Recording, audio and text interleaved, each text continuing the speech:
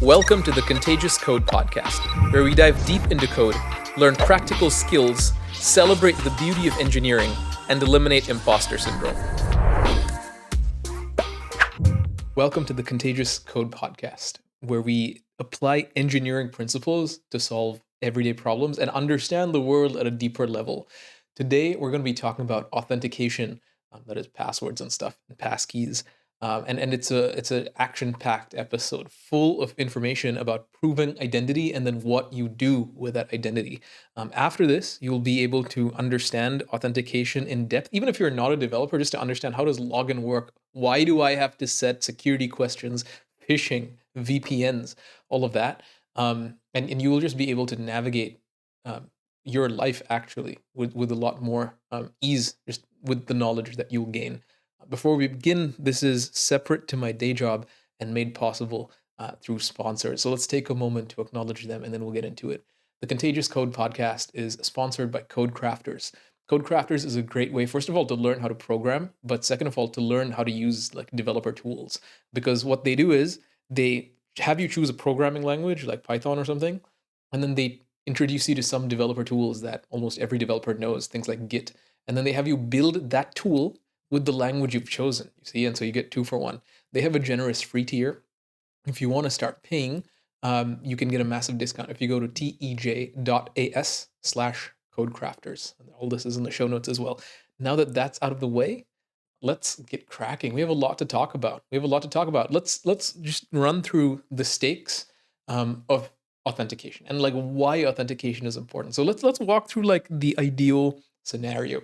You open up something you use, and you're asked to log in, and you're thinking, why am I asked to log in? We'll get there.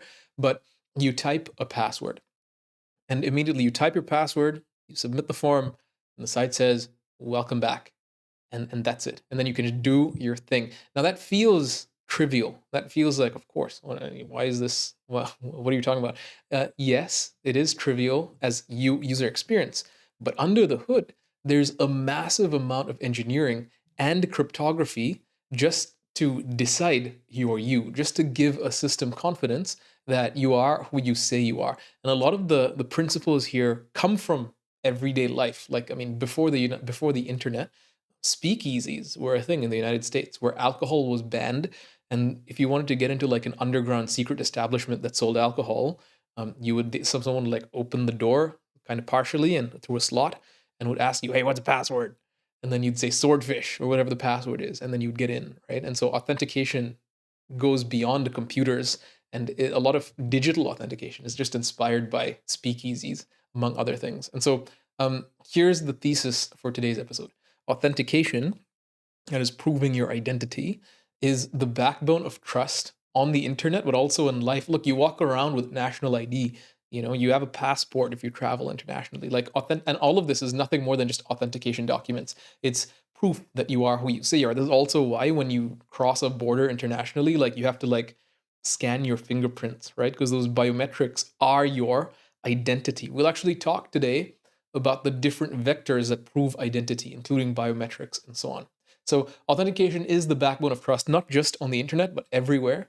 And guess what? This trust has been abused for decades. Like we've abused passwords, no doubt, as in like we've either stolen passwords or other people have stolen our passwords. Of course, we're perfect. But since passwords have been abused, passkeys, and we'll talk more about passkeys, they're a serious attempt to fix passwords. In fact, I'll just give you this for free. We're early and we'll get there, but if you're using passwords today, immediately you need to stop. You need to stop using passwords and start using pass phrases. Instead of your password, swordfish, you just do a passphrase. I like swordfish, exclamation point.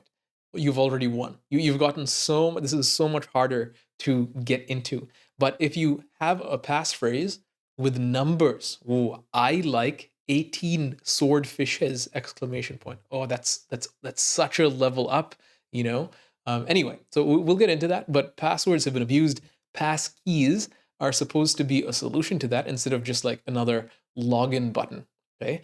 At the end of this episode, we're still in the intro, by the way. At the end of the episode, you'll walk away with just a clear mental model around identity versus identifier versus a credential. Identity versus identifier versus credential. We'll go deep into that. You'll also walk away with just more historical context. How did we end up with this dumpster fire of passwords and multi-factor authentication? Oh, I need an authentication app. I need a YubiKey. I need all these things. How did we get here? You'll also come away with just a deep understanding of course, passkeys. And the new thing was, new is relative, but an API in browser is called WebAuthn. For those of you who are non-technical, this is fine. You don't even have to skip it. It's going to be approachable, I promise. As well as signatures and digital server validations, things like that. At the very end, we'll give you a playbook for which authentication method to pick in case you have to pick one. If you're making an app, if you're like a business leader and your development team is like, hey, we need to decide, you'll be armed with enough knowledge to contribute something meaningful to those decisions. Okay, so to begin, what problem are we actually solving? Let's just start like first principles. Why passwords? Why passkeys? All of this.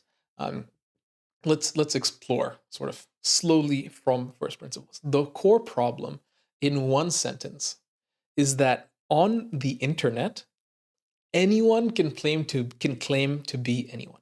Anyone can claim to. I could say I am Barack Obama, and you know what? With a little bit of makeup, no, I'm just kidding. But on the internet, like in real life, it's hard. Like if I walk around and I say, "Hello, I'm Barack Obama," despite my best vocal impression, right?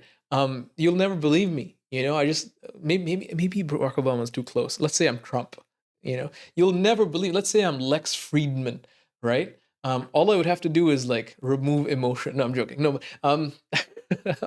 but it's harder to fake identity in real life. On the internet, though, man, just enter your name as like Philip Nikolic, and you'll be Philip Nikolic, right? And so authentication is the ritual that we perform to separate the truth from the lies. Authentication is so important, right? It's a way of proving you are who you say you are. Let's talk about some real world stories where this was problematic. I was in so I live in Berlin, as many of you know. I live in Germany, and for the first few years in Germany, I lived in quite a sketchy neighborhood. I lived on top of a hookah or shisha bar, and oh, man, it smelled like shisha just every single day, just nonstop hookah. And so I decided, let's see what the fuss is about, and I went there to the hookah bar, and I went with my laptop to work and also smoke some shisha. I don't smoke anymore. I don't recommend smoking. Smoking is bad. Do not do it. But anyway, I didn't. I was younger, and I sat there, and in the shisha bar, I connected to their Wi-Fi. It was free, and I logged in to my Netflix to watch Netflix while I smoked some shisha. The next day, I didn't have to type my password again, but I opened up my Netflix, and there were profiles with names of like Ahmed and this and that I've never seen. I was like, who are these people? And I was so surprised. And then I went to like maybe I somehow like I was someone else logged in. So I logged out, and then I tried to log back in, but my password was changed. And that Netflix account had a credit card on it. You know what I mean? And so this was really hard. And so what did I do? So then I had to like get on Netflix customer support, and then I had to like really prove my identity with my phone number, right? So then I had them call me, and I said, look, it's actually me, and so on. And in the end, I did get my account back. I tell you what, but for a few minutes, man, I was scared. I was like, if you have my credit card information, and heaven forbid if Netflix like allows them to see my 3-digit CVV on my credit card and my credit card details, they could literally just take that and then go somewhere else on the internet and just buy stuff on my card. It was such a scary situation. This is what can happen if you reuse your password in many places, or in my case, it wasn't that I reused my password, it was more that I typed in my password on a Wi-Fi network that was not secure. It's also interesting that even if you do this on a Wi-Fi network that's not secure, if you have HTTPS, if you communicate over HTTPS, there's a good chance that in transit between your computer and the server, that this stuff is encrypted, right? So I'm still not sure how exactly they got me. And if you have an answer, let me know in the comments or on socials. But my new thing is never ever type a password unless I verify, one, that I'm speaking over HTTPS, and two, that the Wi-Fi network is actually encrypted. Um, but that's kind of like a really scary, breach story. There's also mundane stories, where like let's just pick on Netflix a little bit more, or should I say Warner Brothers? Anyway, a lot of people share Netflix accounts across families. Like I have a Netflix account with many different people on it, um, and this is interesting, yeah, because Auth works kind of as designed, but we kind of socially abuse this sometimes, right? Like, if I think Netflix allows you to have like a limited number of people, but if you have, like, say, a massive family, you will say, yeah, just use my Netflix profile. And so we sometimes, an abuse of Auth can lead to real danger with stolen credit card information, but sometimes we abuse Auth, and it's kind of mundane. Like there's benefit there, So authentication is this interesting thing that it's not always, so to speak, bad for everyone if you abuse it. Now, of course, Netflix loses money if you abuse it, but they have plenty of it. Meanwhile, if somebody abuses your security and steals your card, and you don't have as like Netflix level money, then it's probably worse for you in terms of like the degree of loss. And so I think it's interesting just to dive into those two stories of like a real serious case where you can lose real money versus we just kind of abuse Auth. I share Spotify, for example, but it is Spotify Duo. Anyway, what we can see here is that there are different states of identity, both on the internet, but also in real life. There's low stakes, right, where you just log into Reddit under like a lurker account. A lot of people create throwaway accounts on Reddit with some obscure username, and they just create one account. It has no personal information, so this account is just, the username is like, I like cheetahs 9 through 157. They maybe don't even like cheetahs, so there's nothing revealed about the person. It's fully anonymous, but it's just like an account that you make to go ask one embarrassing question and then delete the account, or just abandon it. So there's low stakes identity. There's medium stakes identity, like your email, for example. Your email, I would say, is medium stakes, because if you create some other account like on Instagram and you want to reset your password on Instagram, then most likely they'll send you an email with a link to reset your account, right? And so it's medium risk because all your password resets live in your email. And so it's medium stakes identity there, because like you can always get it back, and you can point Instagram to like another email address. Everything doesn't, all your eggs, so to speak, are not tightly in one basket, but they still are kind of close to your email. And then there's like really high stakes identity. For example, banking, I think, is the highest stakes. Yeah, like the bank that I use, great bank, it's called N26, and they don't. When they started, they were literally just an app. Like there was no building, there was no nothing, and it was all just virtual banks, right? And they need to get identity right, and I trust them because they're also audited, and there's insurance up to 100,000 euros by law. Anyway, so high stakes. Also, corporate VPNs. Like I work at IBM, and I use the VPN, meaning like I'm in their network, because they don't want me to like leak their secrets out to the broader internet. It's very high. If I leak something from IBM, not only do I lose my job and my family suffers, but IBM as a company could suffer, competitively in the global economy. So it's high stakes, definitely. And other people could lose their job because of me. And finally, there's administrative dashboards, right? Like hospitals. I actually worked on a dashboard for a hospital where I had to deal with highly sensitive patient data. And that's something you don't want to leak. That's certainly something you want to respect and treat with honor. It's very high stakes, right? And so there's different levels of identity. Why are we spending so much time on this? Because we have a tendency to believe that everything is high stakes and urgent and so on. That's not the case. It's a continuum. And we need to really protect relative to the stakes. It doesn't make any sense like putting a million factor authentication on some throwaway Reddit account, for example, right? Why do we even care about this? We care about this because without authentication, every single thing, every transaction, everything you do on the internet is anonymous and unbounded. And let me tell you, I know the human condition. I once did a conference talk, and that there was no authentication, and I invited the attendees to come on my webpage and leave a message. I was so naive, right? You can imagine what people did because there was nothing to tie them to their identity. Um, Reproductive organs may have been drawn. Anyway, so like there's just, without authentication, people are depraved and and things can get really messy really fast. Businesses, especially more seriously, cannot personalize stuff to you. You have an Instagram account and they track you, ideally with your consent. Because they track you, they can show you content that you would actually like. I like one of my friends, Anya, like she sees targeted ads for board games and she buys them. Like she likes them because that's kind of the point, right? You can personalize when you know who you're dealing with. Again, this is not just software level, this is airplanes. Like in the real world, if you're a frequent flyer and they know you because you have a frequent flyer account, they will tailor the flight to your needs, right? So long as you don't fly private, which is a whole different thing. And so personalization comes from identity. You can also, businesses without authentication and without knowing who you are, they can't bill you, right? Like, what if you're using some premium online service?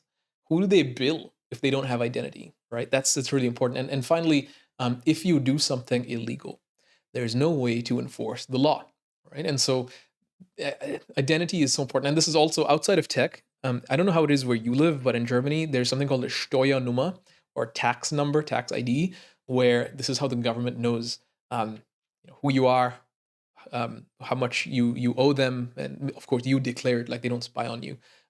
But this is how they kind of keep track of you. It's your identity, and that's in your records. It's in your ID number, right?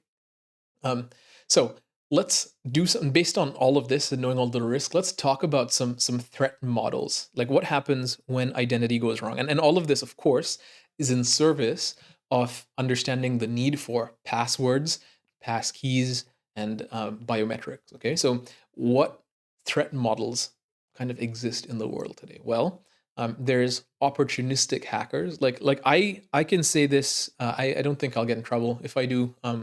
Pretend you didn't hear it. Um, I was an opportunistic hacker.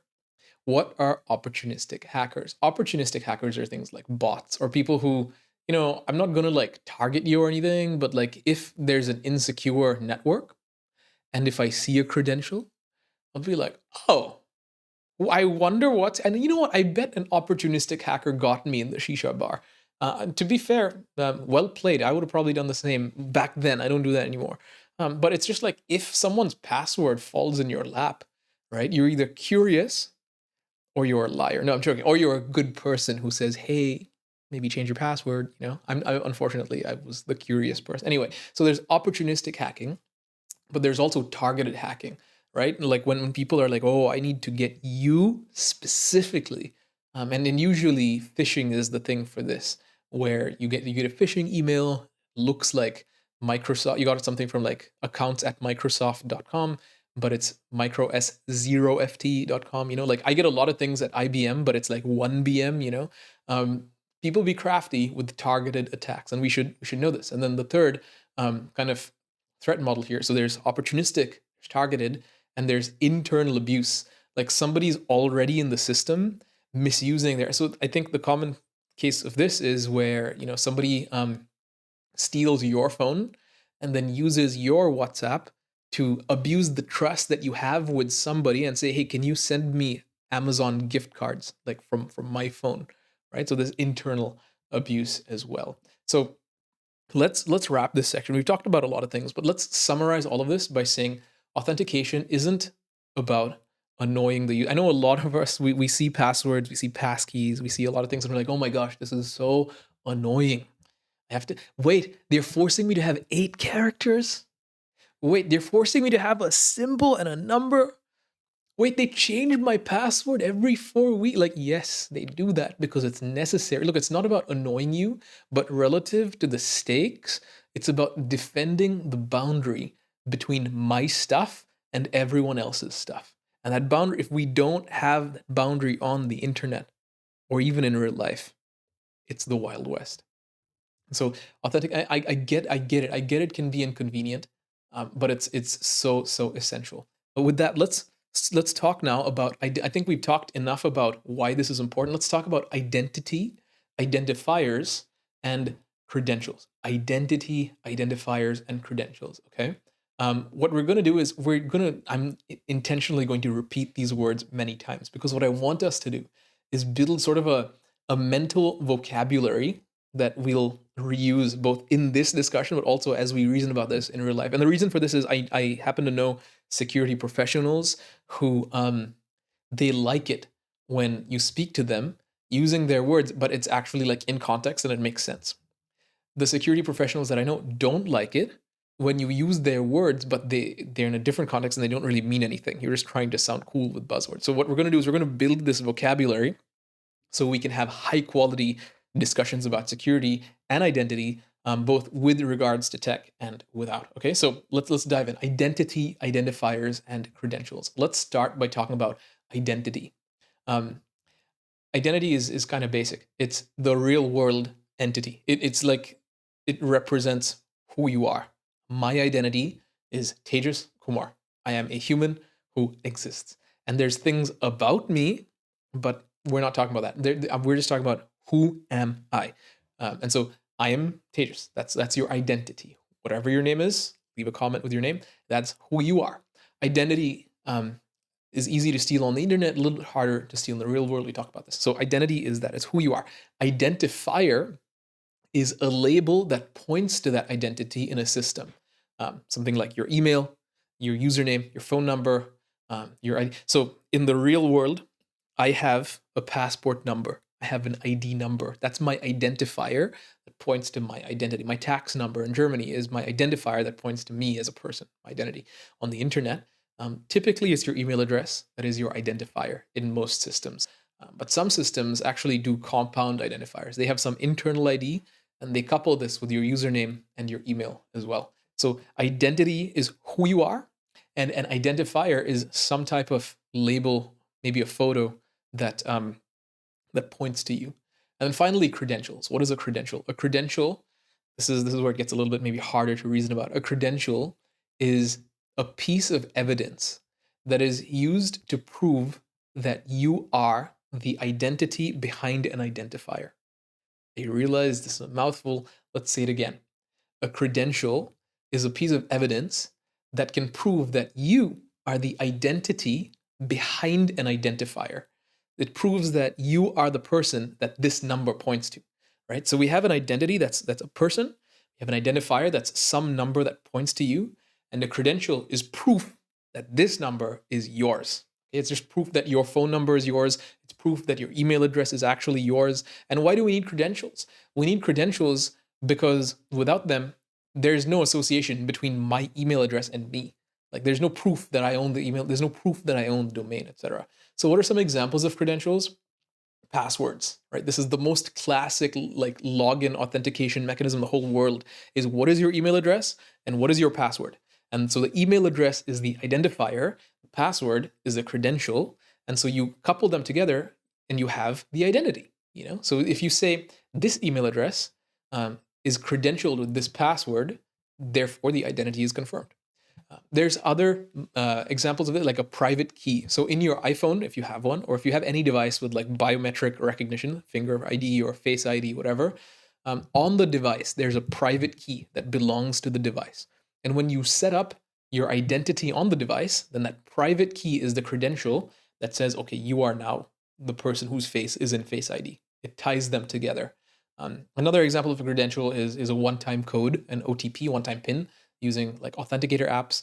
And I think another credential, you know, is a YubiKey. Like some companies will give you a little USB stick that has a key on it, and that's the credential. So identity is you. An identifier is something about you, like your email or your phone number, and the credential ties the identifier to your identity. And it's one of those things usually. There's also a uniqueness constraint. Identifiers often have to be unique within a system. And in the real world, this is kind of complicated, right? For example, there's many Tejas Kumars. If you are one, leave a comment. But it's even worse if your name was like John Smith. You know what I mean? And so a name is kind of a poor identifier because how then do we know which John Smith we're talking about? So you need something more. What a lot of, like the state of Germany where I live, they have Tejas Kumar, born on my birthday, February 19th. And my address, I live at this address. And look, there can always only be one person who lives at an address, or unless you're a family, right? But like one family anyway. And so name plus birth date plus address is sort of the city's like compound identifier. And so they need to be unique. In software systems, it's just some big, like, it's called a UUID, uniquely unique identifier. And it's just a series of letters and numbers.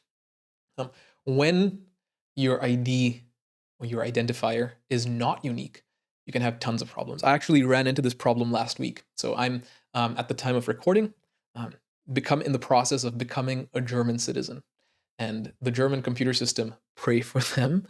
But I registered for a language test to prove I can speak German. Ja, ich kann Deutsch sprechen. And switch to German mode. And I also registered for a citizenship test, questions about the Constitution and laws and politics. And so these are two separate tests. So when I signed up for them, turns out I made two different like ID accounts in their systems. So my identifier was no longer unique. And the problem is, obviously they're going to send a confirmation about one test. I maybe will miss it because it goes to a different email, and so on and so on. You typically want to avoid non-unique identifiers if it is representing one identity. Okay. And so how does this look in the wild? How does this look in the wild? When do we actually bind an identifier to an identity by issuing or creating a credential? For example, when you sign up, like again, in the real world or on the internet, you go and register as a resident if you're a legal immigrant, right? You register, and when you register, they literally will create a credential for your identifier, your address, with your identity. On the internet, when you sign up, the website will create a credential, like a record saying this person belongs to this identifier. And that's a very common user journey. So registration is where you create that connection, and then login is where you present. So the user then has the credential. They present it again. They're like, hi, I have this credential and I'm this person. Can I come in? You use the credential to get in. Okay. And so why are we belaboring these points? We are belaboring these points because we need to understand where passkeys fall in this discussion, where passwords fall. Passkeys, like passwords, they're just a new kind of credential. That's all. They're not a new concept of identity. They're not some new way of identifying anyone. They're literally just a new credential. They're like a password, but new. And then again, we'll talk a little bit more about them in detail. So now that we get it, let's talk about some factors and threat model. Like something. Let's talk about what is what. For example, what are we know the term two-factor authentication, multi-factor authentication. What are factors?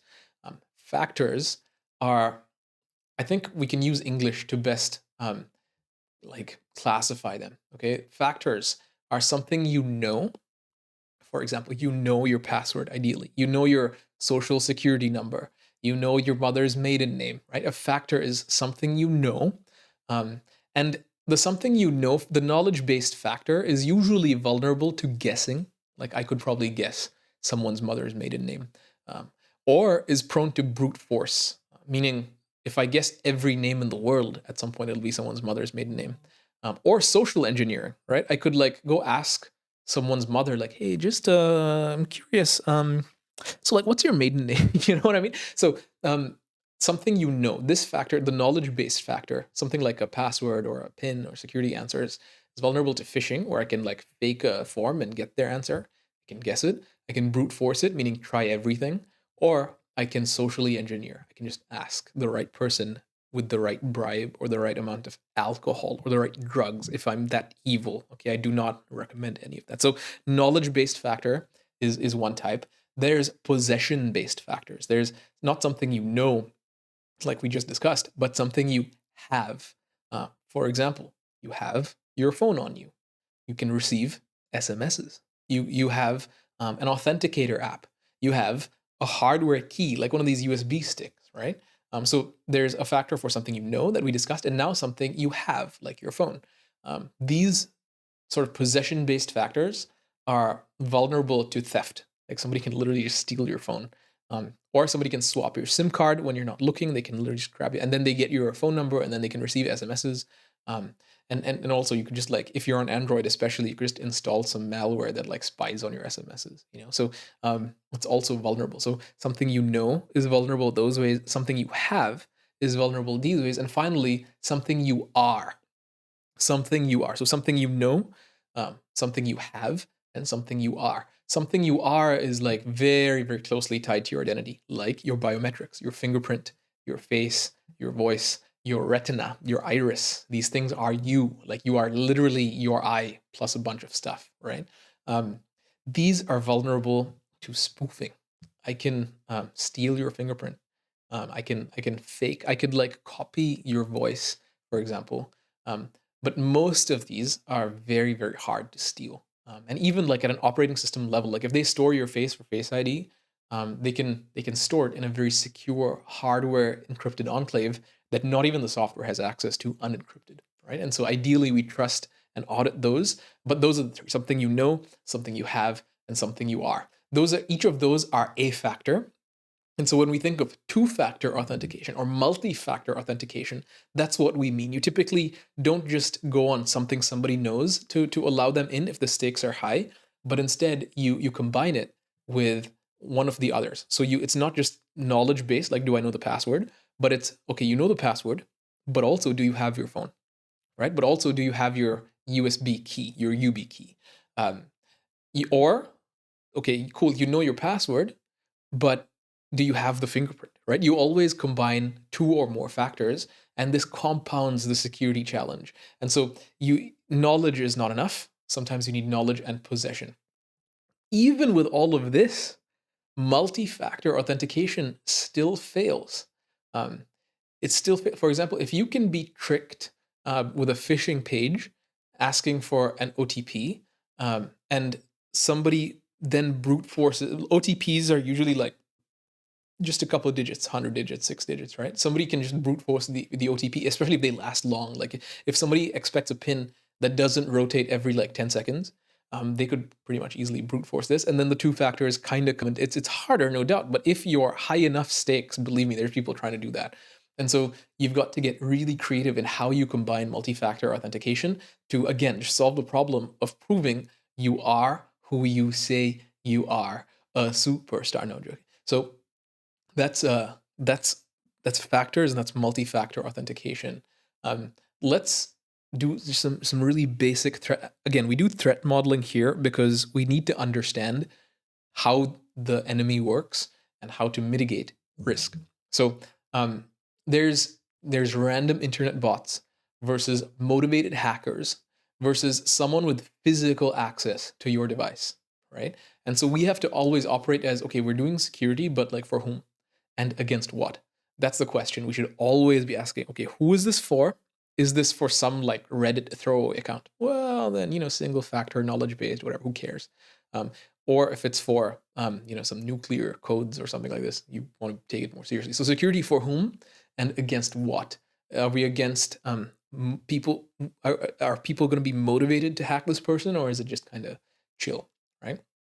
Finally, I want to shine a light here on Passkeys because where they're exceptionally strong is they're a possession factor. You have to have a passkey. Where does it land in the factors? Is it something you know? Is it something you have? Or is it something you are? It's definitely something you have. You have a passkey. It lives on your device and it has operating system level user verification. So Mac OS or your phone, so iPhone or iOS or Android, the OS level connects with typically your biometrics to verify your identity. And it's all built in. The best thing is it can't be phished. There's no phishing where somebody can present you like a fake form because it's like on your device only to verify, right? And so it's very tightly constrained to the harder of the factors, which is who you are, so your fingerprint or your Face ID on iPhone, plus what you have. It requires that you have a factor like your phone or something. Let's walk through some physical world analogies of this in detail. And we'll take a little bit of time here to just really drive this home and be playful and concrete. Let's talk about, I think probably the easiest thing is your house key. Your house key, I'm assuming you're not homeless. If you are, reach out, we will donate. And I'm not joking, I mean that. Your house key is a single physical token that can be used to enter your house. If somebody copies it, then to your house, they're you, right? They've proven the identity. There's no, and once that happens, it's really dangerous. There's no easy way to like rotate a house key without changing the lock. And so as long as somebody has your house key, you are vulnerable because they can always just pretend it to be you. Um, there's an analogy here in the software world to API keys. APIs are ways you can connect with external platforms. So, for example, Instagram has an API. And if I wanted to pull my data from Instagram, I would have to authenticate with Instagram using an API key saying, hey, Instagram, I'm this person, I'm this developer, please give me data. If your API key gets stolen, it's very similar to if your house key gets stolen. Somebody can just pretend to be you on Instagram, and there's no easy way to rotate this, right? Unless you go to Instagram and find the key that you issued from your account if you still have access, and then rotate. It's literally changing the lock, and you may be able to do that. What about a speakeasy password? Again, speakeasies were these like secret rooms where people used to go drink alcohol and you needed a password. Speakeasy password is a little bit different than a house key because it's a shared phrase. It's a shared phrase which some people knew, like patrons of these bars. And anyone who overheard that could impersonate it and prove identity, right? So you could be within earshot of somebody entering a speakeasy. You hear the password is swordfish, and then, haha, I'm also part of this club now, right? It's way more vulnerable. This maps directly to plain text passwords. If your password is just text, and if the developer of the application stores that password in their database as just text, that's really, really bad because it's so easy to kind of see in the database if you work at the company. So hopefully people don't store passwords in plain text. But also, if you've ever done this, gosh, I can't imagine. I'm kind of getting uncomfortable just thinking about it. If your mom or somebody in your family asked you, "Hey, what's the Netflix password?" Or some I'm picking on Netflix a lot. What's some password? And then what you did was you sent the password to them over email or over some medium that's not end-to-end encrypted, like iMessage or something. Um, then that's you've put this password in plain text, and anyone like at a shisha bar can just see this. Or if they're looking over the shoulder on the, they like see the password. It's literally the same as telling the speakeasy guy the password. It's dangerous, and ideally we don't do this. We don't do shared phrases for that reason. Let's talk about the key card to a hotel. Look, I've stayed at many hotels, and each of them have key cards, right? In the hotel, when they like give you a key card, they give you a room number with it, and that key card, the back end system of that key card knows who you are, which room you get, and when your access expires, right? And so it knows your identity as in who you are. It has your identifier, that's your room number, and there's a credential that says this person has this room number, and it expires. It has an expiry date. The cool thing about hotel keycards are super easy to revoke. Anybody can cancel a hotel keycard anytime. That's why hotels do it, because it's way more expensive to change locks. And you can reissue the same card to different users, and they're protected by a time limit. This is the perfect picture of what we call authorization policies on the internet. There's a service on Amazon called I Am, for example, where you write a policy. You literally be like, okay, this is the policy for now, and you can always revoke them. You can reassign them, and you can say this policy or this JSON web token. If you don't know what that is, doesn't matter. This thing expires at this date. Um, let's talk about finally, we're almost done. I'll give you one more example. An office badge. You work for the government, you work in Area 51, and you go and feed the aliens. That's your job. You're the alien feeder. Okay, so you have a government issue badge. So you take this badge, and this badge can access the same badge can access different doors. Some doors for the alien food, and some doors for the alien cage. Hopefully, they're not in cages. For the alien sanctuary rooms, and there's other doors like where the spacecrafts live that you don't have anything to do with spacecrafts, so you can't access those. So this badge, same badge, can access different doors and has roles and scopes and permissions. we have on the web roles, scopes, and permissions, exactly the same. The badge itself doesn't encode everything. The backend decides yes or no. So the badge holds who you are and one identifier and one credential, and then it says, hey, can this the backend says, can this person access this door? Yes or no. The backend makes the final decision. Now let's tie this back to software. Your password is like a speakeasy phrase if stored in plain text. There's session cookies on the internet. You don't need to know what these are. A session cookie is like a hotel key card, right? It keeps your ID and says like where you can and can't go, like what is your role. There's a scope-based access token. You get this if you integrate with Google, for example. You can say, hey Google, this person did sign in with Google, and I require these scopes. I require their profile picture, their email address, but I don't care about their birthday, right? You can do scope-based access tokens. This is like an office badge with zones.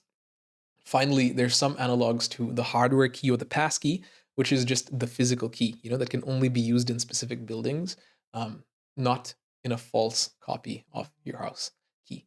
Okay, and so that's kind of some real-world examples of all the various authentication vectors in the real world and how they translate to the web. Now that we understand this, let's walk through. I promise you are arriving at Passkeys, but all of this is so important to fully understand why they matter and why everybody's making us move to them now. Let's walk through a very brief history of web authentication specifically. And we'll go from the beginning and we'll end at Passkeys because Passkeys are literally the next chapter of web authentication. Okay, and so let's do it like this. In the early days of the web, there was something called HTTP basic auth. HTTP basic auth is so insecure. HTTP is hypertext transfer protocol. It's a protocol over which like servers send you websites, and there's these things called headers. Headers are just information from the server to you, just saying like, hey, by the way, I'm this server, and this is the information about the page you're about to get. One of the headers is authorization, and it's where you store like a secure token encoded in something called basic. All of this is maybe too much detail, but basic auth, cookies, and simple session IDs stored on the server were kind of the early days of the web. I grew up using something called the LAMP stack, Linux, Apache, MySQL, PHP, and that's kind of how you would do it. You would have basic auth cookies to represent who you are, and a simple session ID. So how this would work is you would go log in, or you'd register, you'd make an account, then you log in, and over the HTTP header, we would say, okay, this user is this. There's a cookie on their system that says they're this, and that cookie contains a session ID that lives on my server, and I can say, yes, indeed, this checks out. Everything was done over HTTP. And the problem with this was it was extremely easy to eavesdrop, as you can imagine. So in the early days of the web, a lot of people got hacked. There were a lot of problems because of what we called man-in-the-middle attacks. It's literally what it sounds like. There is people like spying on headers and like, oh, what's this? Stealing cookies, so on and so forth. Eventually, forms and passwords became a thing. Enter your username and password into a form, and the server would then take your password when you make an account and store it in their database, but obviously not in plain text. They would like hash, they would encrypt this password and then store it in their database. A lot of sites still work like that. And then when you log in, you send the username, you send the password, they take your password, they hash it, they encrypt it, they compare your encrypted password that you just entered with the encrypted password in the database, and they like, do these match? And if they match, cool, you're logged in. Your identity is proven. That's still kind of early-ish web.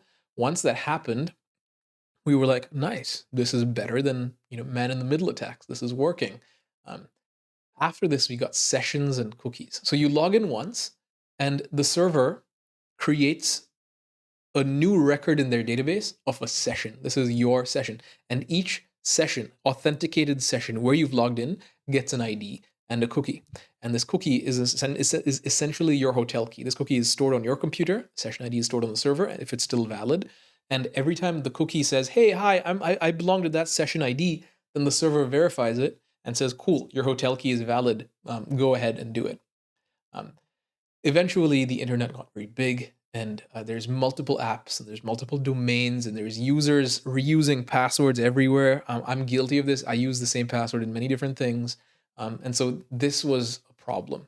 And so what is the solution to many, like Facebook, Instagram, X, Gmail, TikTok, right? There's all GitHub, there's all these things, and people have been reusing their passwords everywhere, which is a massive security risk, because if you get one, you get all.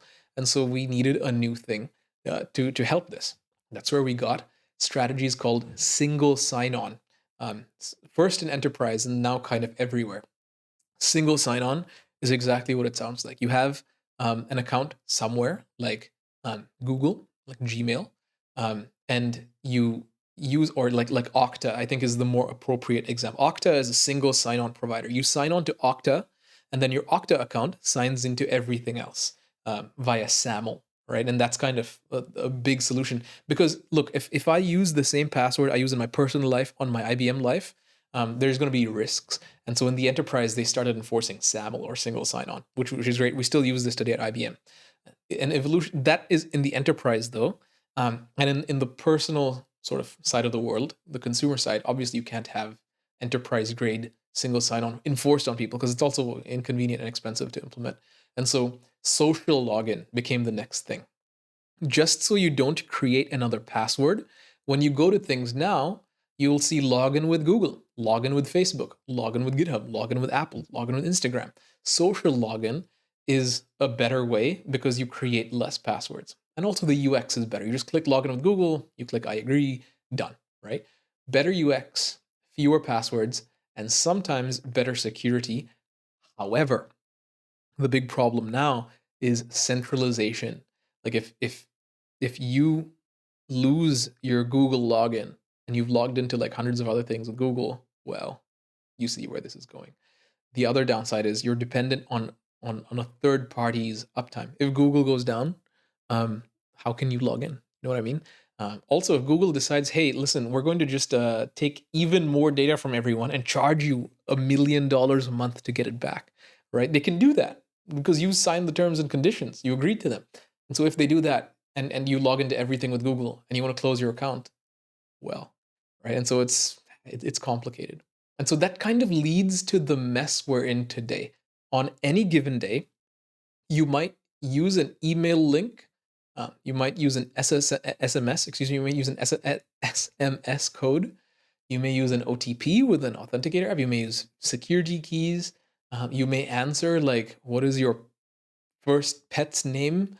What is your mother's name? Like you may do on a single day, you could go through all of these different vectors and be like, oh my gosh, like why is this so complicated? Ideally, it's single sign-on everywhere, or social login everywhere, but even that is problematic. A lot of people don't want to do social login because it's dangerous, or the things we mentioned, right? And so we're just in a total mess with so many different things to get used to. And guess what? The password problem still hasn't gone away. Like I still reuse passwords in places where passwords need to be, or I like change them with like one letter or so. I know I should use passphrases, but it's hard to teach an old dog new tricks, and we just prefer what's convenient over we know what's good. And so, geez Louise, where are we, right? And so that's kind of why things are the way they are today, because we started one way, and you can't break the internet, right? Websites from the 1980s, which is 90s, 20s, which is like almost 50 years, right? Still run. You can't break the internet. And so, how do we transition? All of the internet so far was built mostly on shared secrets. Shared secrets, right? Like you have the server has something to encrypt your password, you have your password, it's a shared secret. The next chapter of authentication is not built on shared secrets, but on key pairs. Key pairs. And this is something called public key cryptography, and Passkeys are a first class implementation of key pairs. Now, we're going to go deeper than this, of course, this one sentence. To do that, we need to understand the trade-offs between authentication and authorization and accounting, because we often just say authentication, but we could mean one of these three things. Here's what authentication is. Authentication is the proof step, right? It is just saying you are now proven to be who you say you are, right? This web request is tied to this user identity. That's all authentication is. And again, it's implemented via sessions and tokens and cookies and things like that. Authorization is not the proof step, it's the decision step. It's like, given this user, now they're authenticated, this user and this resource, is this action allowed? Let's use Instagram as an example. Given Tejas has proved he's Tejas, and now he's trying to delete a post. Is that allowed? Right? And so authorization is that decision step, is like, can we do it? Should we do it? Etc. On Instagram, you can delete your own posts, but if I'm logged in as Tejas and I go to my brother-in-law Philip's account and I see something I like or don't like, I try to delete it. Authorization would say, no, you can't do that. That's the difference between authentication and authorization. Authorization typically makes use of something called RBAC, role-based access control, RBAC. And of course, there's roles like self, admin, editor, or viewer, and administrators or admins can do anything. Viewers can only view, so they can't edit, they can't post, etc. Right? And of course, different platforms have different roles and so on. So there's RBAC, but there's also ABAC, attribute-based access control. You can edit your own posts, for example, but you can't edit others. This is an attribute. Who does this post belong to? That's an attribute of the post. There's also region-based rules, like I can only operate on things in Germany, for example, right? That's attribute-based, because an attribute of your data is where is it tied to, so to speak. There's also an attribute is the subscription tier. Only pro users can do this, right? So authorization is sort of it's not so much the proof step, it's the decision step. And then there's accounting or auditing, which is not so much the proof step or the decision step, it's the history step. It's logs and it's trails and it's who did what and when did they do it, what time. And you need to have this. I mean, it's critical for incident response. If something goes down, if something is leaked, when did it happen? How did it happen?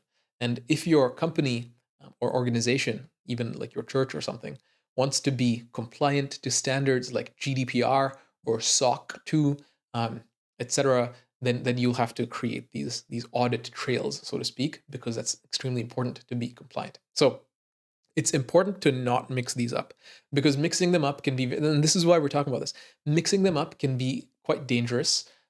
Let's see why. For example, in your code, if you have a flag, is authenticated true, right? Is authenticated. If is authenticated, and if that's all you have without any authorization, well, then any authenticated user can delete any post. I can just go on Instagram and change the algorithm or just delete all content that opposes my view. Free speech is lost, so to speak. So you need not is authenticated, but can do this for authorized.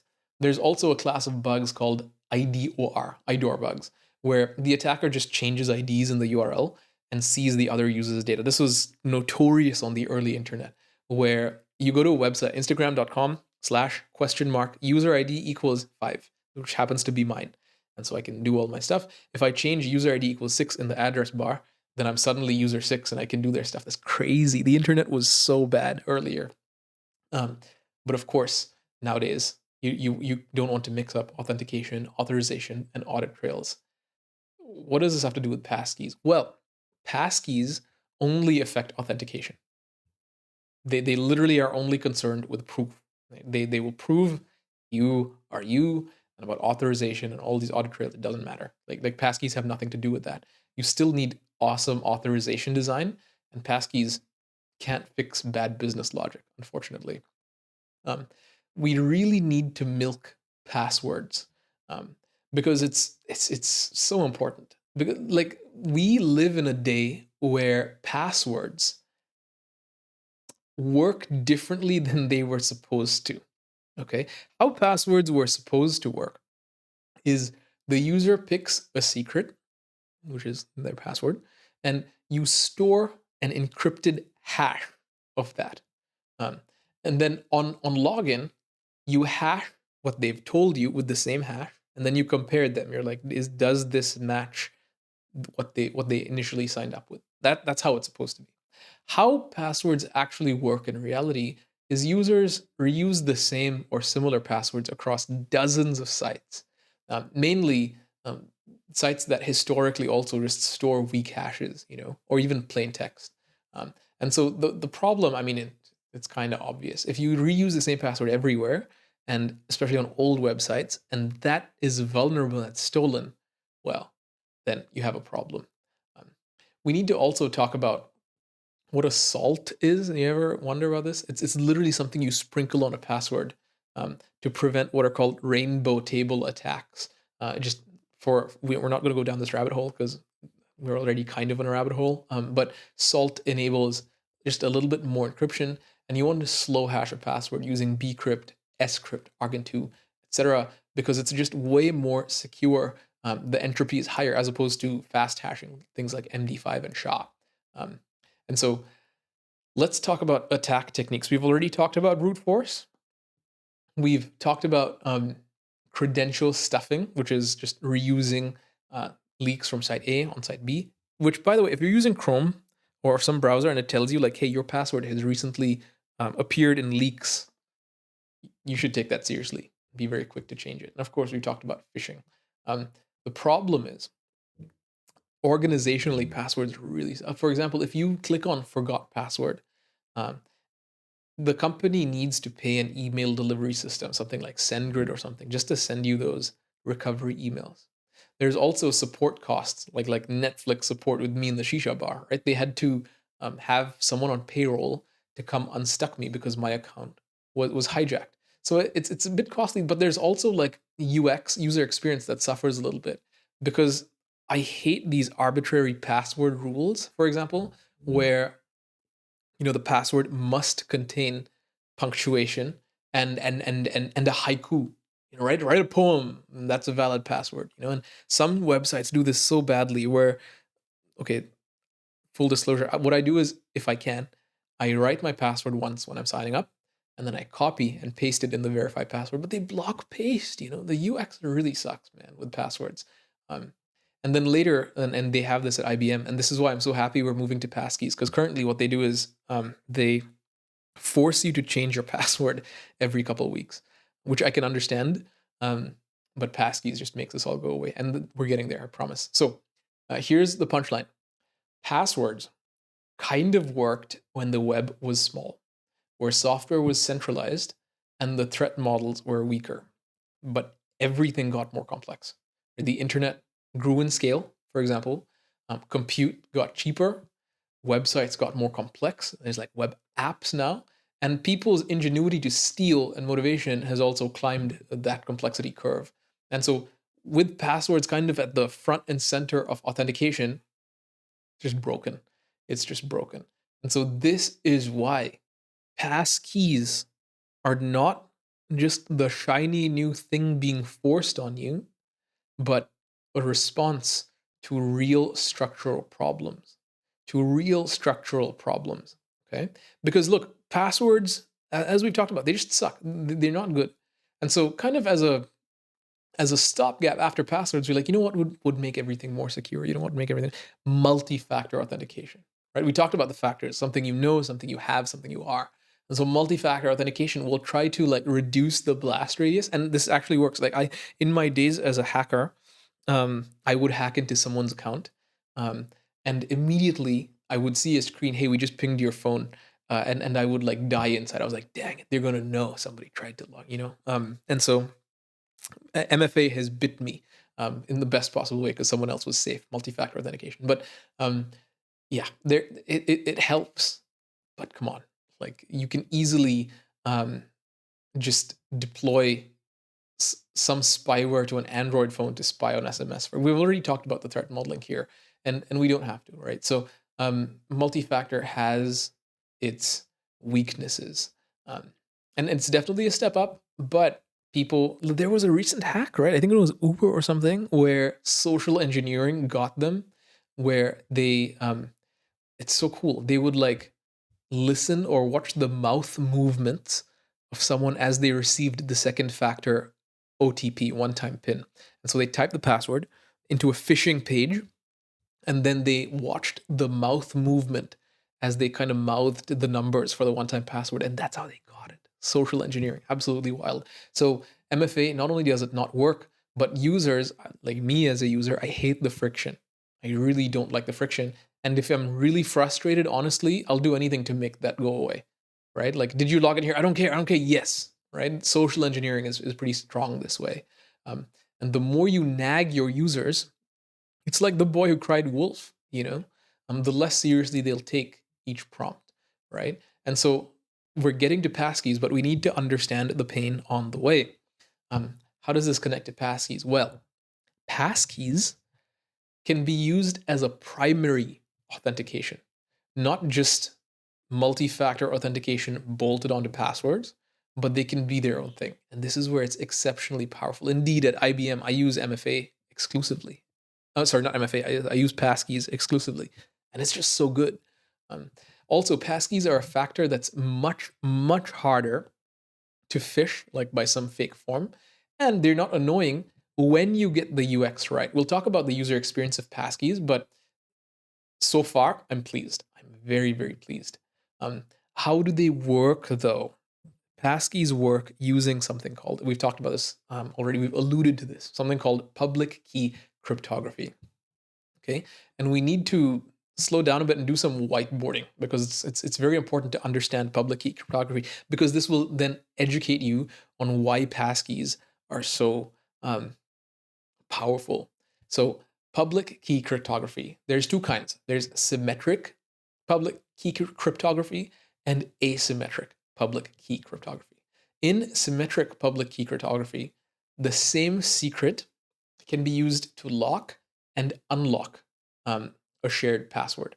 The same. So you generate a secret, okay, and you can use it to unlock and lock an account. Think of this literally like a shared password. With asymmetric public key cryptography, one key locks and another key unlocks. So you have two keys. One key locks and another key unlocks. I think this is best understandable with a padlock as an analogy. Let's say you mail me, like you send me a padlock. This is a public key, okay? I lock my message with the padlock and I send it back. And only your padlock key can open it. So that's a great example of, so there's two keys, one key to lock, one key to unlock. If we consider this more just in terms of auth, the server has your public key and the server sends you some random challenge. Your device signs it with the private key that lives only on the device, and then the server checks that signature with the public key. So again, the server has anyone can have it's a public key. What that means is anybody can have this key. This key, you can give it to the whole world, it doesn't matter.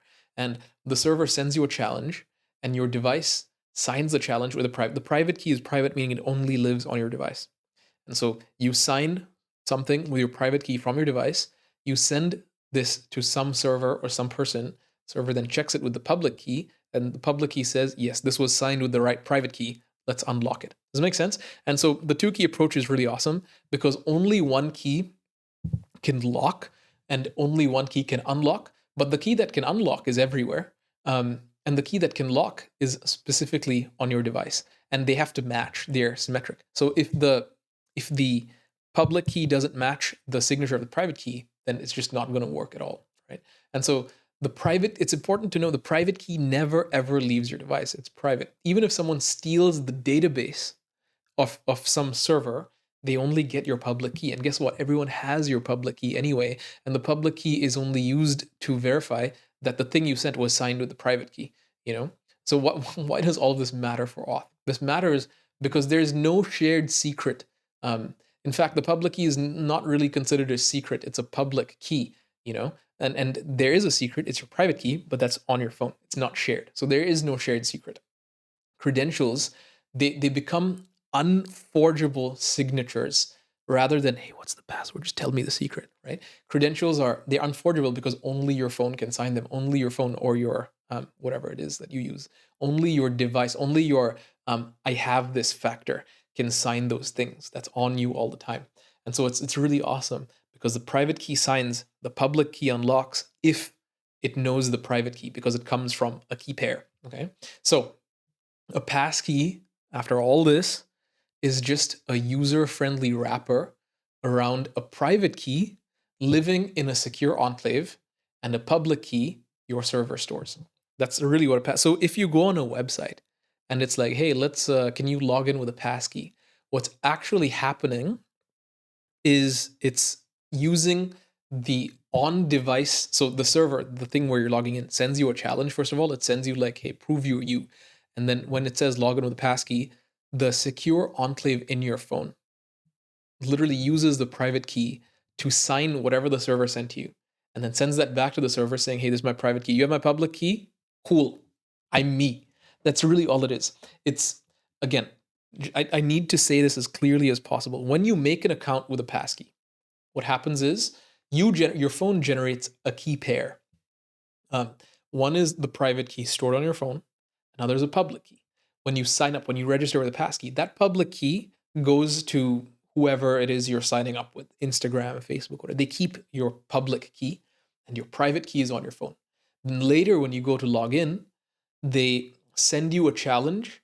And this challenge, it can be a random string. It usually is just a random piece of text. They send you this challenge. And when you log in, your phone says, cool, I have some text. I'm going to sign it with the private key. And again, the private key and the public key are a pair, so they're compatible. I'm going to sign this with the private key on my phone, and then I'm going to send it back to the vendor, Facebook, Instagram, whatever. And then they're going to use your public key to verify that this was signed with your private key. Therefore, you are you. Okay, that's all passkeys are. They're just very user friendly because how do you issue? What is the UX of like issuing and signing with a private key? Face ID or Touch ID or something like that. That's why it's way more convenient. I hope this is clear. And this is the whole value of passkeys, honestly. If you got nothing from this episode, this is kind of the climax. And I hope it makes it worth it that we went through all the pain, all the history, passwords didn't work, MFA didn't work, all these things didn't work. That's why passkeys are the latest, because there's no exchange of passwords, first of all, and there's no shared secret anywhere. It's just so natural. Now that we understand this, if you're not interested in the technical details of this, it's a great time to skip, okay? Because I would love, there are listeners that I want to honor who are interested in the technical details of this. And I think it's worth diving a little bit into WebAuthn and FIDO2 under the hood. These are two APIs that facilitate passkeys. And this is where kind of passkeys really come into their own. So let's break down WebAuthn and FIDO2. Let's start by talking about actors and concepts. With passkeys, there is something called a relying party, or RP. The relying party is an application, either yours or someone else's. Some application like Instagram that wants to authenticate users. Okay, that's the relying party. They rely on the passkey. There's a client, which is your browser or your application. It's usually your web browser or your phone's browser. So there's a relying party, there's a client, and then there's the authenticator. That's the platform. That's like your phone's Face ID mechanism or your Touch ID mechanism or one of these USB keys that you have. And then finally, there's the credentials. And these, as we talked about, are key pairs. So private key, public key, that is bound to a specific relying party's ID. So Instagram. Let's use Instagram. I like Instagram. Instagram is a relying party, and they have an ID. Let's say it's like Instagram.com. It's usually com.instagram. These IDs are backwards. Anyway, so let's say com.instagram, the relying party. You access this over your browser, and then your phone, your authenticator, generates a passkey, a key pair, bound to com.instagram, and says, hey, com.instagram, you can have this public key. Cool. Then anytime you go to log in, Instagram sends you a piece of text, you sign it with your private key on your phone, send it back, and then the public key verifies. That's, again, how it works. There's something called the registration ceremony. It's literally, like, that's what it's called in the specification. And it's where the user is logged in, say, some other way, with a password or by signing up. And it's exactly what I talked about. Yeah, your server generates a challenge, sends it to your browser. Your browser there's a function. It's navigator.credentials.create. And then the authenticator prompts the user like, hey, show me your face or use your finger, generates a key pair, sends it. It's the flow that I described. And of course, on the back end, what you've got to do is validate the response. You've got to make sure the challenge matches and that the origin is correct. And then you store the credential ID, the public key, and any user metadata, like, hey, this user's name is Tejas, that's their email address, etc. There's a process here called attestation. Attestation tells you what kind of authenticator created the key. And this is important. This is very important. You need to know, like, was it someone's iPhone? Was it a YubiKey? What was it? Attestation will tell you this, and it's optional because sometimes you don't want to share that information.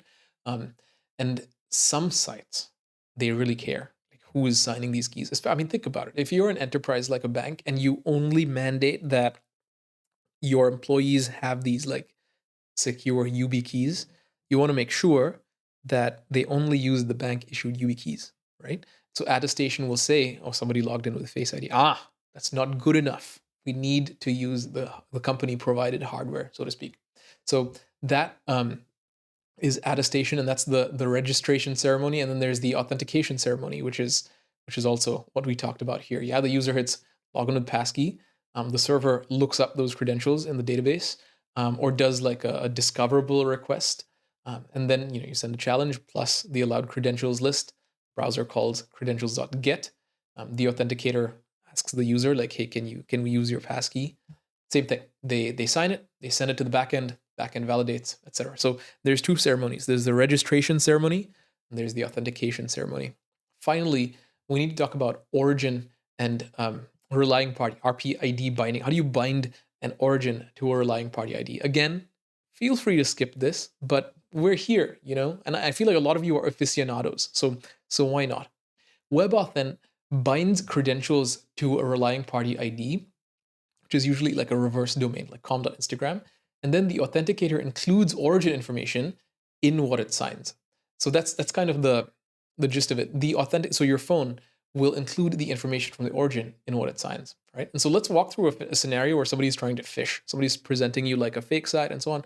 Let's say fake site, I don't know, like Instagram.com.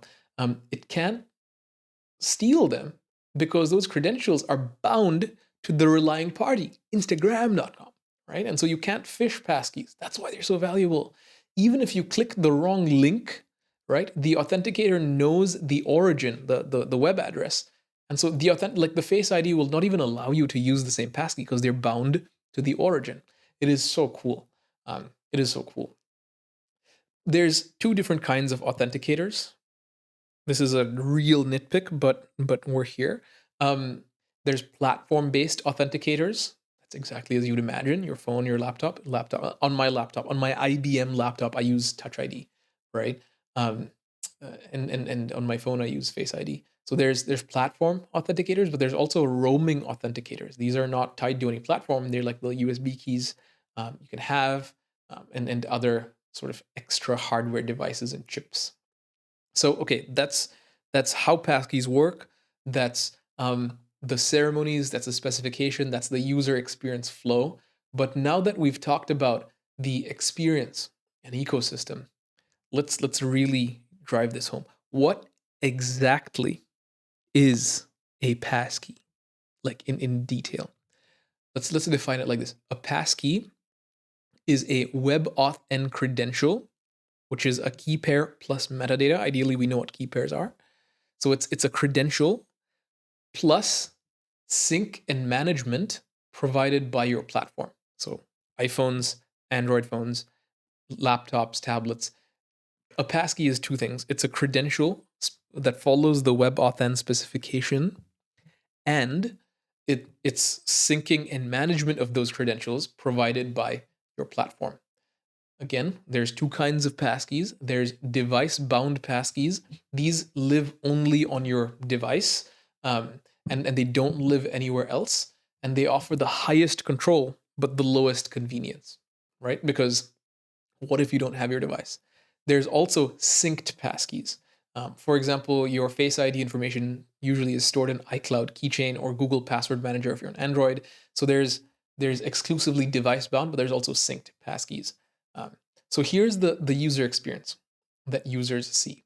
They ask them, do you want to save the passkey for this account? And if they choose yes, then what you would do is you would scan a QR code with your phone or some factor, and then you can sync or save the passkey. There are security trade-offs between synced and device-bound passkeys. Synced passkeys are extremely convenient. Honestly, it's a bit risky-er, right? But I love synced passkeys. The security depends on the security of your operating system, of your platform. Do you actually trust the sync mechanism, for example, Google accounts or Apple accounts? Device-bound passkeys, they're so isolated, right? They're great for admins and things like this, but obviously you must plan what happens if you lose them. And this is why synced passkeys are awesome, because like you lose your iPhone, who cares? Your laptop has the passkey, you know? Um, what happens let's talk about this a little bit. What happens if the user replaces their phone? Or loses access to their Apple or Google account? Or what if they want to rotate the passkeys, right? Um, well, websites, products need to think about these. You still need a robust recovery story.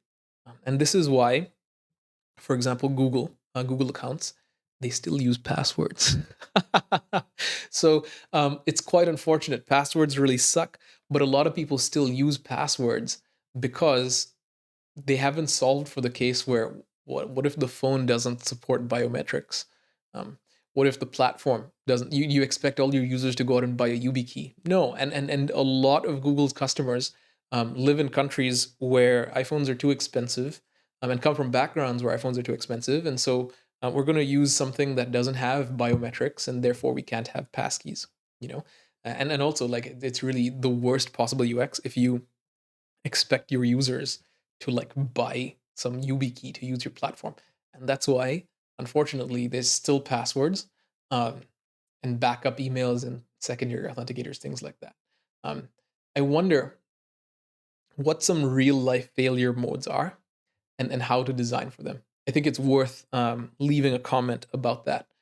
So, how do we design auth for different types of apps now that we know passkeys? Like, should we use passkeys everywhere? Um, I think obviously not. I mean, this podcast wouldn't exist if answers were so binary, right? So now that we know all the details, passkeys, passwords, MFA, how do we turn all this into design guidance? Well, there's a few archetypes here. For example, let's think about an independent software as a service product, maybe a small product. The the baseline case here is you use email and password. At the bare minimum, you're going to use email and password. The improved case is if you've got social login via OIDC or OpenID Connect, and TOTP. So you've got two factors. You've got login with Google and two-factor authentication, way better than email and password. If you were to add passkeys to like a small software as a service company, then after the user logs in with one of those social login things, then you can show them, hey, do you want a passkey that's way faster? You can use Face ID, right? And you would show them this in a nice way, like, hey, do you want to use Face ID? And if they say yes, then you put the passkey login button right next to the password on the form so they can choose which they want. They'll probably use passkeys all the time. And you want to make sure that there's a very clear recovery path because people do lose their phones, right? And so this makes sense. And this is actually exactly what Google does today. If you use your google.com or Gmail account, this is how they do it. And so I guess between small software company, large software company, this is kind of the move. What if you have a consumer app like Instagram that's mostly used on mobile devices and not like on computers? Um, well, the users are probably already logged in to Apple or Google accounts on their device because you need to sign into your iCloud on your iPhone anyway. And so that's the likely scenario. And because of that, you can literally, if you're making an app like this, just say continue with passkey because I mean it's on the device anyway. Continue, and this is so smooth. They open their app, they see Face ID, boom, there. And this is peak, absolutely peak UX. You can use passkeys as primary. You can make passwords if you want optional or not at all because hey, it's the device. Like they have the factor. You know, the danger here is if the users switch ecosystems. I hate iOS at the time of recording. Today, I posted on social media that I am 100% switching to Android. I meant it. So, what happens to all my passkeys? Exactly. This is where they still need passwords as a fallback, right? If you switch ecosystems, your passkeys can't follow you. If you're on the same ecosystem, you can use like iCloud keychain and stuff like that. Also, if you follow this peak path, log out is going to become very hard. How do you log out on shared devices? You can't. So it's a little, I mean, you can, but it's way more complex. So that's case number 2. Mobile heavy consumer app, just go passkey. You have no reason to do anything else unless you also want them to use like a web UI later. But then you can introduce passwords, you know? I heavily advocate for passwords being kind of like a afterthought. All right, let's talk about a third case where you're building just something that's B2B, business to business and enterprise. You know, most of the people are on computers. They're using single sign-on or Okta, like SAML, things like that, with some type of identity provider. How do you do it? The recommendation here is you let their identity provider manage passkeys and multi-factor authentication. Okta has created this. And so passkeys are not your problem, they're their identity provider's problem. What is your problem then? You verify the tokens securely and you map their identity to their roles and their permissions, right? And I mean, it's enterprise. So you've got to also implement what's called least privilege security, meaning by default, everything's closed. They can't do anything. And this will also get you through most auditing processes like SOC 2 and HIPAA and things like that. So passkeys don't replace good architecture. This is very, very, very important. They don't replace good architecture. They replace the weakest credential. Passwords. Weak passwords. They replace the weakest credential. You may have heard advice, very basic advice that says, don't roll your own auth. Don't create your own authentication. What does that mean? I'll tell you what it doesn't mean. What rolling your own auth doesn't mean is it doesn't mean never write auth code. Okay, you have to write auth code. You still build login pages, you build session handling, you build JWTs or JOTs, you do permission checks, you definitely roll your own authorization. What's more, you don't roll your own authentication. You don't design your own crypto protocol. Bad idea. You don't invent your own password hashing scheme like bcrypt or MD5. You don't. Why? Because it's going to have flaws. Look, most of the password hashing schemes validated by security experts with more degrees than Fahrenheit and more years of experience than you. And it's not just one of them, it's teams of them. Like that versus your homegrown thing, no chance. Okay? No chance. You don't also write your own WebAuthn validation from scratch if you can help it. Again, we've talked about WebAuthn validation, right? It's where you do this login ceremony or registration ceremony. Let the platform handle it. Let the browser handle it. Let iOS handle it. If you write your own, you've got some wild confidence because you're literally pitting yourself against teams at Apple, at Google, at whatever. And sometimes Tony Stark can build something in a cave with a box of scraps. Are you Tony Stark, though? I'm just saying. So what do you use if you don't roll your own auth? What do you use instead? Well, you use battle-tested libraries. For example, if you're hashing passwords, you'll use Argon 2 bcrypt, for example. Great libraries, right? If you're doing session management or CSRF cross-site request forgery protection, you will use libraries. WebAuthn is a whole open standard. Use the standard, man. If you write your own verifiers, geez Louise. Similarly, you use existing authentication providers. For example, Auth0, wonderful company. Clerk.dev, great tool.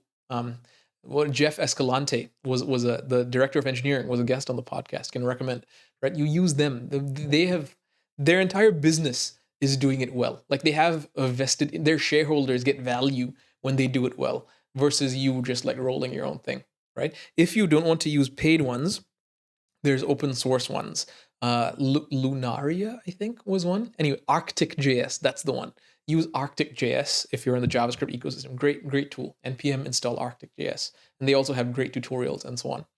When you're rolling your own auth, you want to be careful with again, first of all, don't do it. But if you even if you use the libraries for everything, at some point, if you're working with JSON web tokens or JOTs, you will typically not have audience or issuer checks. Big red flag. You need to learn about audiences and issuers with JWTs. Let me know if you want an episode on that, but we're already running quite late here. There's also, if you're dealing with JOTs or JWTs specifically, please use expiry time and rotation. Like this is just, if you have JWTs that last forever, you're not going to have a good time. Okay. You maybe don't want to turn off CSRF. Also, CORS. Everyone I know building on the web struggles with CORS, which is cross-origin resource sharing. But hey, let me tell you something. It's a good thing. It actually is a good thing because it means it's zero privilege security. It means by default, nobody can call out to your website unless you explicitly give them permission. I mean, why is that not a good thing? I can understand that it's hard, and also it kind of doesn't make sense that non-browsers can still call into you, but at least it's something, right? And so you want to handle that with care. Finally, you want to not store tokens in local storage, which is a browser API, because it's very easy to just listen on local storage. You could maybe make the key in local storage hard to guess. Let me know if you want more on this, by the way. I realize I'm just talking about browser APIs here, but these are red flags typically when people say, I don't roll my own auth, but then roll their own auth. This is where they shoot themselves in the foot, you know? Ultimately, let me sum up all this don't roll your own auth stuff by saying this. Auth is not where you want to be clever. Auth is not where you want to be clever. It's where you want to be as boring as possible, but as correct as possible. Okay? Where do you enforce auth and how do you carry it through your architecture? Well, here's the job of the front end in your architecture. You collect credentials. You collect passwords or passkeys, OAuth tokens, and you present them to the backend over TLS, that is transport level security, or HTTPS. Then you store the session identity. The backend is going to say, cool, this is the person, and it's going to send you like a session identifier. This is their session. Store that. Or if the backend sends you like a short-lived token, then you store that. Ideally in a cookie that's HTTP only and secure and not in local storage. If you're using a browser, that is. That's the front end's job. The back end's job is to validate that credential. Okay. And it's to then, once the credential is valid that the front end presented, you then create and manage sessions. So you create a session, you say this session belongs to this user, it's valid for this long, and you send that over a cookie, and you verify the session token on every request. Every request they send you, you go like, okay, cool, but is the session valid? That's the backend's job. If you have microservices, then one service has to act as the auth service, the source of truth. Believe me, I worked everywhere. I worked at Spotify, I worked at IBM. You have to have an auth source of truth service. It has one job. It issues tokens or session IDs with user identity and metadata claims. Okay. Other services verify those claims, but they don't re-authenticate from scratch. You have one thing that does that, and you test the heck out of it, and you give it to auditors, and you make sure it is boring and correct. That's what we want with auth, boring and correct, okay? If you have edge gateways, like edge functions or API gateways and things, they can verify tokens, they can rate limit, but business authorization still lives deeper in the app, does not live on the edge, okay? And so Passkeys are so great for this because regardless of how the user proved their identity, once you've authenticated them, the rest of the stack really doesn't change that much. Passkeys are just the main step for proving identity. All right, let's start wrapping up by talking about checklists, gotchas, and where to add friction. Checklists, gotchas, and where to add friction. So let's talk about just minimum viable good auth, right? If you want minimum viable good auth, here's your checklist. Number one, you're using HTTPS everywhere. Everything is TLS encrypted. That is, of course, that intersects with the public internet. If you're working with internal systems, you're fine over HTTP, just as long as anyone coming from outside your cluster is only HTTPS, aka TLS encrypted traffic. Okay. All your password hashing is strong hashing, is slow hashing, bcrypt, not MD5 fast hashing. You have rate limiting, meaning users can only send so many requests to you per second with a given token, with a given session. And any more than that, and you tell them, hey, whoa, wait. And you have CSRF, cross-site request forgery protection. You usually do this by embedding some secret in the page and then having your server verify the secret when they send you a request. This is like basic. If anything is not clear here and you want more detail, leave a comment. I'm intentionally skimming CSRF because this is already quite deep, but I'm more than happy to create that content if you want. That's minimum viable without passkeys. If you support passkeys, here's what you need. You need very clear UI to explain, okay, but what's a passkey? And this is where you tell them what you learned on the ConTejas Code podcast. You tell them, well, a passkey is something your device generates to allow you to log in faster, right? And you give them a separate button so they notice it, okay? And also you give them a very clear fallback. You say, hey, if your passkey, if you don't have it or so on, you can use a password still. You also give them a recovery flow in case they switch ecosystems or something like that. Where do we add friction? Friction is good. Friction is really good sometimes. If they're changing their email or their phone, they're in the I need to update my email address flow. It's a good place to add friction. If they're adding a new passkey or removing an existing one, it's a good place to add friction. You want them to understand the weight of this. This affects their account and the way they authenticate. If they're doing high value actions, big wire transfers, if they're deleting their account, right?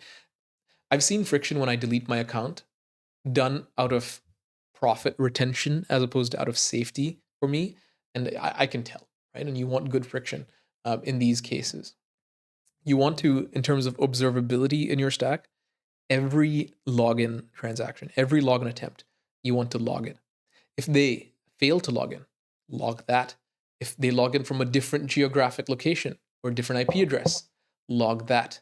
If there's brute force patterns, if you notice they're trying different passwords, log that. If they're trying to stuff credit, you get the idea. Just everything has to be observed here. Finally, what about data protection?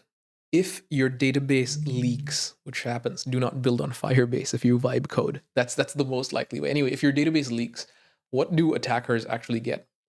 Do they get password hashes? Or do they get public keys? Or do they get plain text passwords, right? You need to think that through and make sure you do not store plain text passwords and you only store public keys. A public key is fine because the private key is what signs. If an auth provider goes down, if you're using Auth 0 or Okta or something, and they go down, can your users still log in? If you do login with Google, can your users still log in or not? Finally, let's wrap up by talking about the future of Auth. And we really will land the plane here. Okay, let's wrap up everything and zoom out. So what is the direction of travel for the industry? We are moving more towards passwordless flows. We're moving to key-based flows, specifically passkeys and device-proven identity, right? Not identity that you claim, not identity based on what you know, but identity based on who you are and what you have. These factors should make sense if you've listened to the episode. We're also moving towards browser and operating system vendors pushing passkeys hard because they are more trustworthy than you and your engineers, with good reason, right? That's where it's going, but what should we expect? What are some realistic expectations here? Well, the truth is passwords will not disappear overnight. They'll decline over years. In fact, they are declining over years, but this is a big shift that will take some time. Hybrid environments will be normal. Some accounts will be on passwords, some on passkeys, etc. Why? Again, because Google can't expect everyone to buy a YubiKey. They also can't expect everyone to buy a phone with great biometrics that can issue passkeys. And so passwords will stick around for a while. Hybrid will kind of be the thing. But I want to leave you with a call to action. If you're a developer, why don't you build a small demo using Passkeys and WebAuthn? Just so that it's not magic anymore. Build one, put it on GitHub, and share it in the comments. I want to see what you build because this is this is how I learn, just by building stuff. In fact, we maybe should do an episode on how to learn. CodeCrafters, channel sponsor, can help you with this, right? Or if you have an existing application, then Why don't you add passkeys as an option? Do it right now. We've talked about the UX patterns. We've talked about all these things. Ideally, you're armed with enough knowledge to do that. That's if you're a developer. If you're a product person, let's think about onboarding a little bit, right? What does it look like when somebody's signing up? Do we want to offer them passkeys from the get-go? If the product is mobile only, for example, right? Let's talk about that. Um, let's think about recovery. What happens if they switch ecosystems and support, right? Passkeys are a UX story as much as a security one. And finally, I'll finish with this to bring it home. Every login prompt is you asking, who are you really? Passkeys, WebAuthn, and all this complexity, it's just us trying to answer that question in a way that's secure. That's all. In a way that's secure, in a way that's humane, and in a way that's boring enough that users don't have to think about it. They just go Face ID and they're done, right? That's all we want to do. We just want to know, is this user who they say they are? And we want to do it in the most frictionless way possible. The only reason for friction right now is because devices haven't caught up, and not all devices in your target market support passkeys. This will come, and that's what passkeys are for. If you're learning from and or enjoying this content, then a great way to support it is to share it on social. If you've learned literally anything, and I want you to clip it or just share it with your friends on social media, that would be a great help. If you're listening on Spotify or Apple, then leaving a review, any review up to 5 stars, would be super helpful for the channels and the algorithms to surface this for more people. If you're watching on YouTube, and if you have comments for guests to have, topics to cover, I am all ears. This podcast literally exists for you, and I would welcome your comments. I read all of them because I want to connect with you. I can't wait to see what you build, and I'm so thankful if you've stayed this long that you're here. If you haven't stayed this long, I'm still thankful because I enjoy making the video. In any case, thank you for your interest in engineering and for being a part of the podcast. We'll catch you in the next one.